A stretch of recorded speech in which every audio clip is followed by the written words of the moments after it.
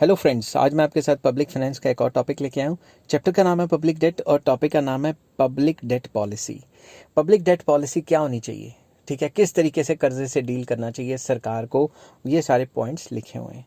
बाहर बहुत ज़्यादा हवा चल रही है और अगर हवा से थोड़ी सी डिस्टर्बेंस हो तो माफ़ करना, मगर मैं टॉपिक ख़त्म करके ही रहूँगा आज, ठीक है। बहुत लटक गया इस टॉपिक पे। तो following steps are to be taken to solve the problem of public debt, कि सरकार को पब्लिक डेट की प्रॉब्लम को सॉल्व करने के लिए फॉलोइंग स्टेप्स लेने चाहिए और पब्लिक डेट को किस तरीके से हैंडल करना चाहिए वो सारे के सारे पॉइंट्स बताए हैं। सबसे पहला, नो अनप्रोडक्टिव एक्सपेंडिचर। सरकार को फालतू खर्चा नहीं करना चाहिए। अनप्रोडक्टिव ये नहीं कि कर्जा लिया और जंग लड़ ली, ऐसा काम नहीं करना चाहिए। ऐसी जगह पे खर्च करें जो प्रोडक्टिव हो, जैसे एम्प्लॉयमेंट आउटपुट इंक्रीज हो।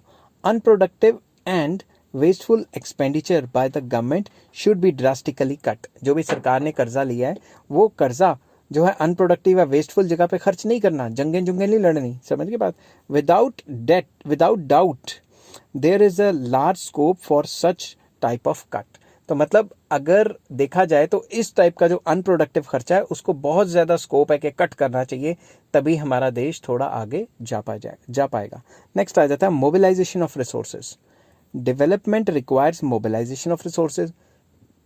हर एक कंट्री के पास रिसोर्सेज हैं, मगर उनको मोबिलाइज करना है, उनको इस्तेमाल करना है, उनको अनप्रोडक्टिव जगह से निकाल के प्रोडक्टिव जगह पे इस्तेमाल करना है, समझ के बात। प्रिंटिंग ऑफ मोर करेंसी, जो डेफिसिट फाइनेंसिंग होती है, printing of more currency notes में प्रूव इन्फ्लेशनरी। अगर नए नोट छापेंगे तो उससे महंगाई हो जाएगी। सॉल्यूशन में प्रूव वर्स देन मेलेडी। मतलब हम सोल्यूशन देखने चले थे कि देश की तरक्की करेंगे, उल्टा हमने नए नोट छाप लिए डेफिसिट फाइनेंसिंग में, उसमें देश का बेड़ा गर्क हो जाएगा। जैसे कई अफ्रीकन कंट्रीज़ में जब नोट एक्सचेंज कराने जाओ तो लोग ट्रॉलियों में लेके जा रहे होते हैं, इतना करेंसी गिरी हुई है उनकी। In view of this the government may be advised to access the global debt market by means of borrowing. तो सरकार को क्या करना चाहिए, अपने रिसोर्सेज को मोबिलाइज करना चाहिए। तो क्या पता फॉरेन डेट ले ले, बाहर वाले कंट्री से डेट ले ले, ताकि हमारे देश में कोई अच्छा काम कर सके, बाहर से टेक्नोलॉजी या फिर कोई टेक्निकल नो हाउ इंपोर्ट करवा सके, या कैपिटल गुड्स। नेक्स्ट आ जाता है प्रोडक्टिव वर्क्स। तो ये तो पहले पॉइंट का उल्टा ही हो गया, ये मतलब पॉइंट बढ़ाने के लिए बड़ी स्कीमें होती हैं। External debt should be utilized for productive purposes so that there is a rapid growth of the economy. अगर सरकार ने जो भी कर्जा लिया है उसको देश के प्रोडक्टिव काम के लिए लगा देता है, कोई बिजली स्टेशन बना देता है, कोई प्रोडक्टिव काम करता है, तो उससे देश की तरक्की काफ़ी ज़्यादा होगी। The income generated by the productive projects can be use for repaying the loan. तो जो भी उस प्रोजेक्ट से कमाई होगी उसको वो रीपे कर सकता है एज अ लोन। दस external loans will become more self-liquidating and its burden on the economy will go on diminishing। क्यों? सरकार ने बाहर से पैसे लिए तो कोई ऐसा काम खोल लिया, जैसे मेट्रो खोल दी या फिर कोई बिजली का स्टेशन खोल दिया, कोई डैम बना दिया, उससे इनकम जनरेट होगी और सरकार वही इनकम से पैसे बार बार वापस करती रहेगी, ठीक है, लोन। उसके बाद है untied loans. Optimum use of loans requires that these loans should B untied. जब भी सरकार लोन लेने जाती है तो वो अनटाइड लोन्स होने चाहिए। कैसे? India can make the use of untied loans as desired. सरकार किसी से लोन लेने जाती है तो वो टाइड लोन नहीं होना चाहिए। टाइड मतलब शर्तें नहीं लगानी कि भाई यहाँ पे खर्च करोगे तो तुम्हें लोन देंगे, यहाँ पे खर्च करते तो तुम्हें लोन नहीं देंगे। अगर इस टाइप का बात होगा ना, टाइड लोन्स होंगे, तो सरकार क्या करेगी, सरकार के हाथ बंधे रहेंगे कि कैसे यूज करें, कहाँ यूज करें, ठीक है ना। Such loans enable the debtor country to import best quality goods to bargain prices. तो इससे क्या होता है, जो हमें कर्जा देगा और हमारे ऊपर शर्तें लगाएगा तो वो हमारी शर्तों को अलग तरीके से अपने बेनिफिट के लिए इस्तेमाल कर सकता है। दस एक्सटर्नल डेट, जो हम एक्सटर्नल डेट लेते हैं, can be utilize to get maximum benefit. मगर वो जो लोन है वो टाइड लोन नहीं होना चाहिए, अनटाइड लोन होना चाहिए, ठीक है ना। नेक्स्ट आ जाता है reduction of burden of debt servicing. Attempts should be made to bring down the burden of debt servicing। Debt servicing क्या होता है, मैंने बताया था, पैसा रखना जिसके आप पैसे को वापस कर सको, ठीक है ना। Capital with rate of interest, लगातार वापसी करते रहोगे, मतलब रीपेमेंट करते रहोगे, वो पैसा वो डेट सर्विसिंग के लिए आपको रखना पड़ेगा। As far as possible soft loans should be contracted. जो सॉफ्ट लोन्स है वो लेने चाहिए, उससे क्या होगा, debt relief aid should be procured from international financial organisations. जो इंटरनेशनल फाइनेंशियल ऑर्गेनाइजेशन है, वर्ल्ड बैंक, IMF, ये डेट रिलीफ फंड भी देता है। तो जितना हो सके उतना वो डेट रिलीफ फंड दें ताकि हमने जितने कर्जे चुकाने हैं वो हम चुका पाएँ, ठीक है। Efforts should be made, efforts को बनाना चाहिए, should be made to reduce the burden of repayment of old debt. जो भी सरकार ने पुराने कर्जे देने, एफर्ट मारो ताकि उनका जो बर्डन है वो कम हो जाए, उनकी रीपेमेंट हो जाए फटाफट से, क्योंकि रीपेमेंट हो जाएगी फिर बाकी पैसा हमारी जेब में बच जाएगा, वो हम वेलफेयर के लिए भी खर्च कर सकते हैं। मोर प्रेफरेंस टू इक्विटी, ये ध्यान से समझना। External assistance should be invited in the form of equity than loans. सरकार को ये भी करना चाहिए कि सरकार जिस कंपनी खोलने के लिए लोन ले रही है, सरकार उस कंपनी की इक्विटी मतलब हिस्सेदारी बेच दे जिनसे लोन ले रही है, समझ गए ना बात, उनको हिस्सेदारी बेच दे बजाय इससे कि कर्जा ले उनसे।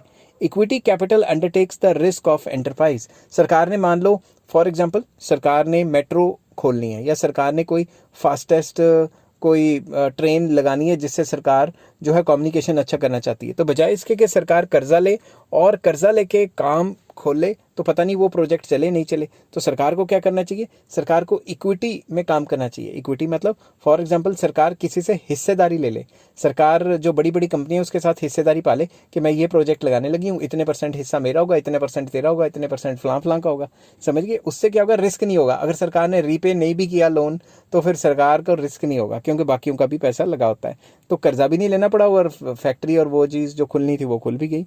There is no question of payment of fix interest on the part of debtor country. इसमें जो भी कंट्री को हमने अपनी इक्विटी दी है उससे पैसा तो आ गया हमें और हमें उनको कुछ रीपे भी नहीं करना। Equity capital helps in making available the modern technology and its utilisation. तो इससे हमें मॉडर्न टेक्नोलॉजी बाहर से मिल जाती है और उसका इस्तेमाल भी हो जाता है। As a result efficiency and competitiveness and productive capacity देश की बढ़ती है, जिससे काफ़ी फायदा रहता है। नेक्स्ट आ जाता है export promotion and import substitution. Export promotion होता है वो सारे काम जो कि एक्सपोर्ट्स को एनकरेज करने के लिए किए जाएं। जितना ज़्यादा एक्सपोर्ट्स होंगे उतना बाहर से डॉलर आएंगे और उसी को रीपे किया जा सकता है। इंपोर्ट सब्सटीट्यूशन में वो चीज़ें जो हम इंपोर्ट करते हैं बाहर से वो विद इन द कंट्री बनाए जिससे हमारे डॉलर बच जाएंगे, जो बाहर नहीं जाएंगे उस बचे हुए डॉलर को भी यूज़ करके हम एक्सटर्नल डेट की पेमेंट्स कर सकते हैं। The best way to reduce the burden of external debt is to encourage exports, कि एक्सपोर्ट्स को ज़्यादा से ज़्यादा बढ़ाया जाए। For this the external loans should be invested in export oriented industries and in those industries which can produce substitute for imported goods। तो जो कर्जे को लिया हुआ पैसा है, जो कर्जे वाला पैसा है, वो सरकार को कहाँ खर्च करना चाहिए, एक्सपोर्ट वाली इंडस्ट्रीज़ में और जो इंपोर्ट सब्सटीट्यूशन वाली इंडस्ट्रीज़ हैं उसमें। On the one hand it will increase the volume of export, इससे एक तरफ तो एक्सपोर्ट्स बढ़ेंगे और दूसरी तरफ it will reduce the number of imports, और जो इंपोर्टेड चीज़ें जो हम बाहर से मंगा रहे थे वो विद इन द कंट्री बनाएंगे तो उससे हमारे इंपोर्ट्स भी कम होंगे। This step will also generate more income and employment in the country, इससे कंट्री की इनकम एम्प्लॉयमेंट भी बढ़ेगी, GDP भी बढ़ेगी, फायदा ही फायदा होगा, ठीक है। Next, selling contraband gold to retire debt. सरकार के पास जो सोना आता है इधर उधर से स्मगलिंग का, कहीं से जब्त कर लिया, कुछ कर लिया, उसको बेच कर कर्जा उतार सकती है, ठीक है ना। The government confiscates contraband gold that comes in through smuggling. कोई स्मगलिंग से आ गया, इलीगल पैसा आ गया, सरकार इलीगल जो गोल्ड है वो सरकार ने पकड़ लिया, उसको बेच दे।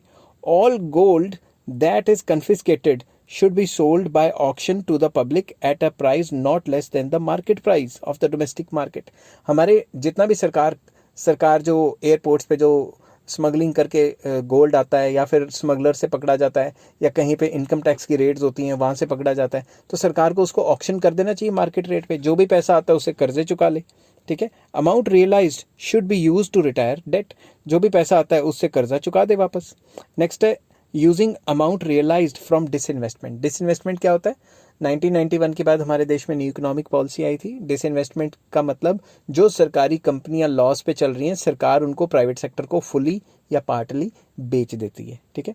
The government has been pursuing the disinvestment policy since 1991 से दबादब कंपनियां बेचने पे लगी हुई है। अब तो LIC भी बेच दी और आने वाले टाइम पे मुझे लग रहा है सरकार का कुछ रहेगा नहीं सिवाय पार्लियामेंट के, ठीक है। The major amount realised through disinvestment should be applied to retire the public debt. तो जो भी पैसा सरकार के पास आता है तो सरकार उससे अपना कर्जा चुका सकती है। मगर आप दिमाग से सोचो, मैं किसी पार्टी की अगेंस्ट नहीं बात करूंगा, मैं सिर्फ आपको ये बताऊंगा कि सरकार अपनी प्रॉपर्टी क्यों बेच रही है, इसलिए बेच रही है कि सरकार का खर्चा ज़्यादा है और आमदनी कम है। सरकार का खर्चा ज़्यादा तब होता है जब सरकार वेलफेयर एक्टिविटीज़ करती है। तो आपको अपने आगे पीछे देखना है कि सरकार वेलफेयर कर भी रही है, जॉब्स क्रिएट हो भी रही हैं, नौकरियां मिल भी रही हैं, इन्वेस्टमेंट्स आ भी रही हैं तो बहुत फ़ायदा है। अगर नहीं आ रही तो आप सोच सकते हो क्या हो रहा है देश में। Selling a part of vast real estate, सरकार के पास काफ़ी रियल एस्टेट काफ़ी ज़्यादा है, सरकार उसको बेच के भी पैसे कमा सकती है। It is suggested that government should sell a part of real estate it owns in the country to raise resources. सरकार की जितनी भी रियल एस्टेट है सरकार उसको बेच सकती है, जितनी में मतलब सारी नहीं, जितना का कर्जा देना है उतना का उतर जाएगा, ठीक है ना। The amount so raised should be applied to retirement of the debt, debt को खत्म करने के लिए ये पैसा यूज़ किया जा सकता है। नेक्स्ट अदर सजेशंस क्या हैं। पहला, more incentives may be given to foreign portfolio foreign private investments. जो एफपीआई बाहर से आते हैं फॉरेन प्राइवेट इन्वेस्टर्स, उनको सरकार एनकरेज दे, टैक्स में छूट दे ताकि बाहर से वो आके पैसे हमारे कंट्री में लगाएं।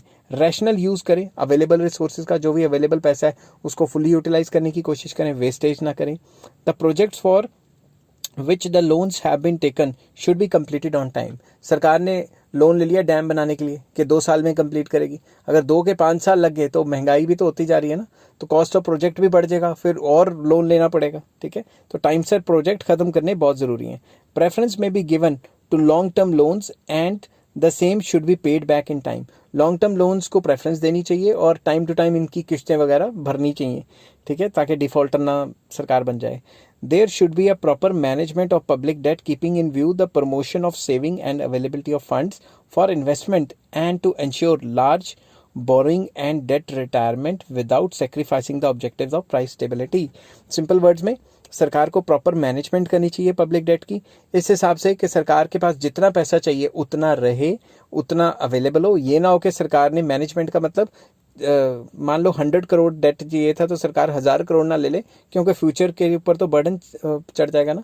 तो सरकार को डेट की मैनेजमेंट इस हिसाब से करनी है कि प्राइस स्टेबिलिटी भी रहे और जो फ्यूचर है, जो फ्यूचर जनरेशन है उसकी एबिलिटी को सेक्रीफाइस भी ना करना पड़े।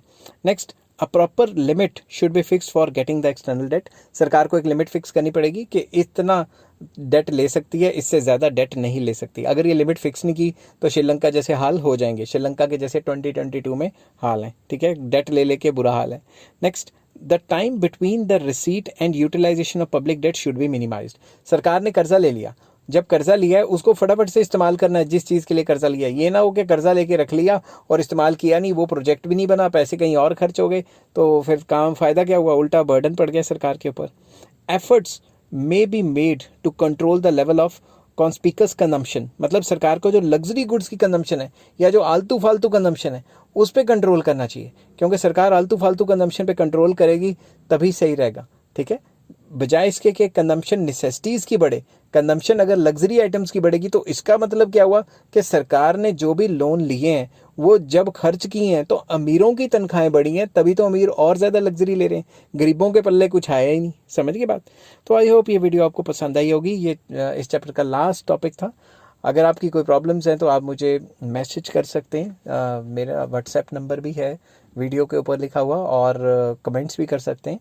और जो जो आपको टॉपिक्स चाहिए आप मुझे बता सकते हैं नीचे। मगर ये बात हमेशा याद रखें कि भाई लिखने वाला भी मैं ही हूँ, एडिट करने वाला भी मैं ही हूँ, बोलने वाला भी मैं ही हूँ। रिकॉर्डिंग बड़ा मसला होता है, ठीक है ना, बड़ा टाइम लगता है इसमें,